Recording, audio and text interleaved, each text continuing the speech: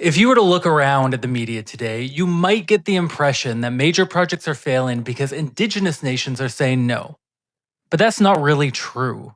They're failing because government is asking private industry to do the government's job and then letting them take the blame when it all goes south. You see, everybody points to the consultation, but it's not really a consultation problem. It's a structural problem that looks like a consultation problem. And until you know the difference, your First Nations consultation will likely be nothing more than a band-aid. By the end of this video, I want you to have a different question to ask your legal team on Monday, 2 reforms worth pushing for, and a clear read on why some project consultation thrives and others collapse. I've worked as a regulator, I've worked for Indigenous nations, and I've worked in the private sector, so most of what I'm about to say comes from seeing the same mistakes made from 3 different angles. I'm not a neutral observer, but I am passionate about seeing both proponents and Indigenous nations thrive. I've noticed that there's a bit of a misconception going around industry conferences these days. UNDRIP is a veto, consultation takes too long, the impact assessment agency is broken, if we just streamline engagement, then projects would move.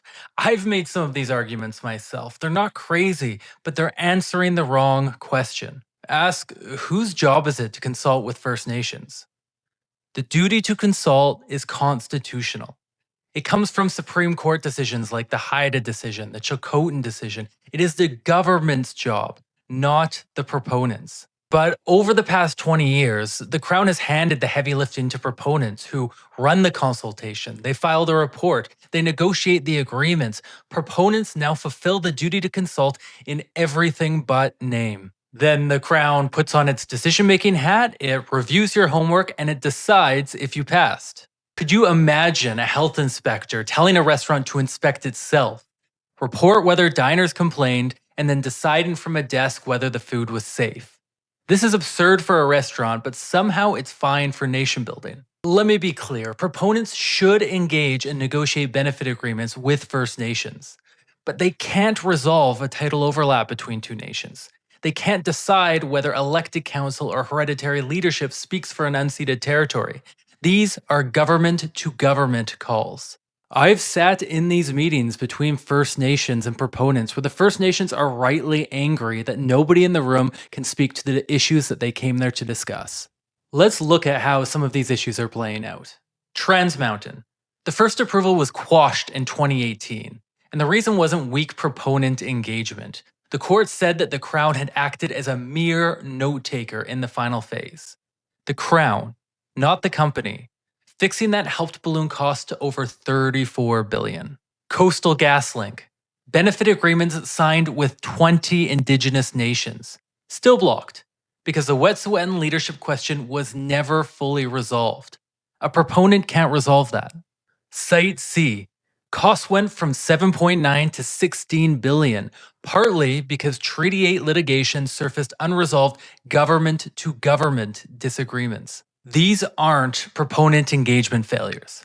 They're delegation failures. To be clear, the staff working on these files at the Fed, the provinces, the proponent, they're working hard inside of a system that was designed for conflict. This isn't a critique of them. This is a critique of what we've asked them to deliver. And there are working solutions. The land and water boards up in the territories already operate in co-governance with First Nations.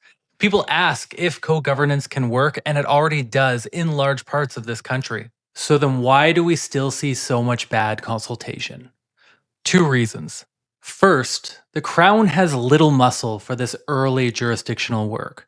No office convenes affected nations a year before a project files. No forum resolves overlapping title claims before proponents get caught in the middle. The Crown shows up at the end to check work. Public servants would like to do more, but they're not staffed to.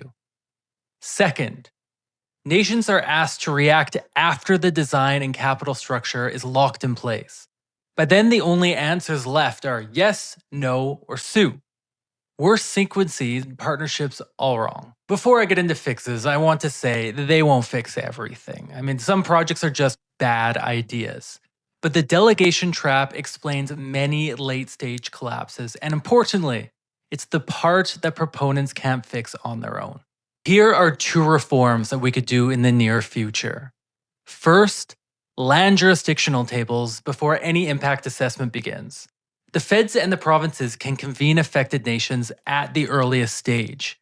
The agenda is governance: who speaks for the land, how disputes are resolved, and how decisions are made. That's the Crown doing work only the Crown can do. BC Hydro runs a soft version of this under its UNDRIP plan. The territories already resolve land questions proactively. The pieces are here.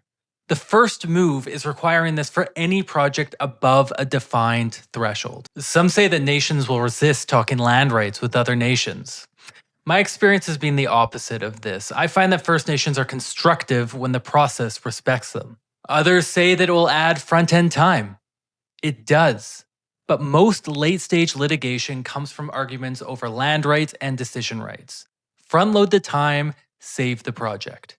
Second, ensure that Indigenous nations have access to loan guarantee programs that meet demand. The feds have already made $10 billion available, but demand is expected to be $45 billion by 2030. This isn't a giveaway. It's making equity available so that First Nations can partner in projects on their land. When nations own in from the start, their technical staff solve problems with a project instead of fighting it in a hearing. Reform will likely be hard. The Crown may resist hiring up, First Nations may resist anything that resembles a Crown-led table, and some proponents will miss having that "we did our best but the system failed us" defense. But the proponents who figure this out first will stop asking, how do we lead in all of the consultation? And start asking, where does the Crown need to lead? And they'll sequence around that. The ones who don't will keep being surprised by their own timelines. If you're working on a project where you see this pattern showing up, you feel that the Crown has delegated responsibility to you that you don't have the authority to take, I'd be curious what you're seeing on the ground. Please reach out directly or leave a comment below. To everybody else, thank you for watching.